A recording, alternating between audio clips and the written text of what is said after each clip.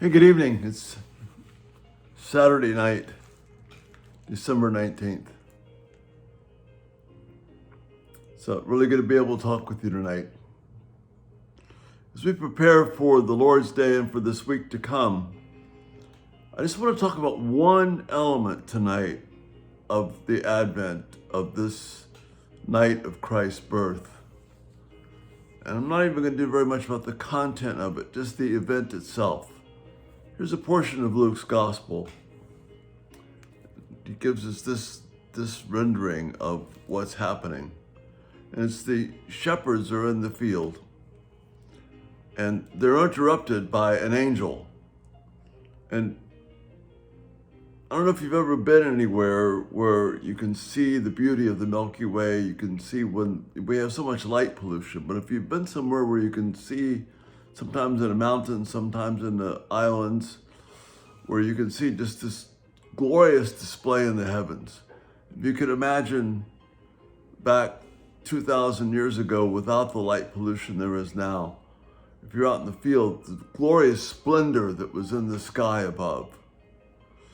And when you can actually see the Milky Way, and it's just breathtaking beauty.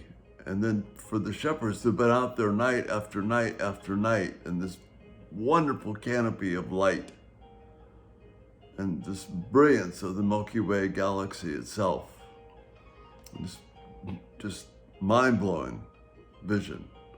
And then they're there, and all of a sudden, the entire heavens open up.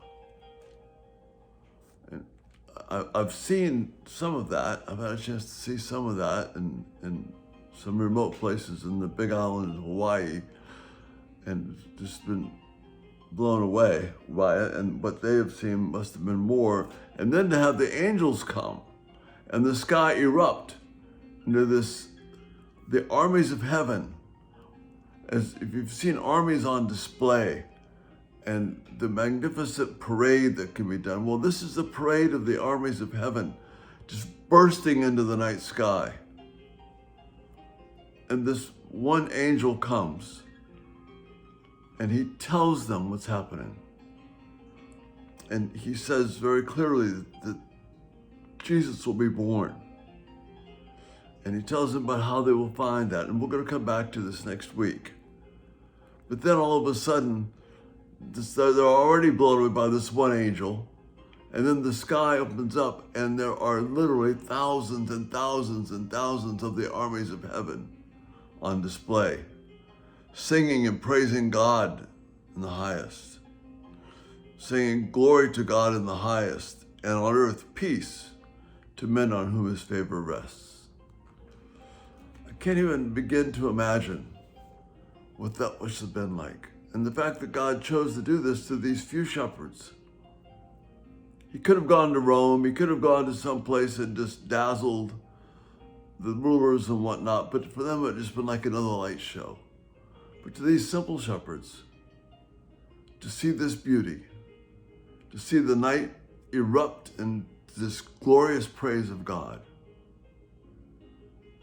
where the glory of God, the content of God, the praise of God come together in this one spectacular moment. And that's the announcement of the birth of the King of Kings. And of all things, he begins in a manger. And this contrast of this eruption into the night sky, and then the shepherds rush to the manger and they find Jesus in this place where they feed animals, in a quiet scene, coming from what they've just seen.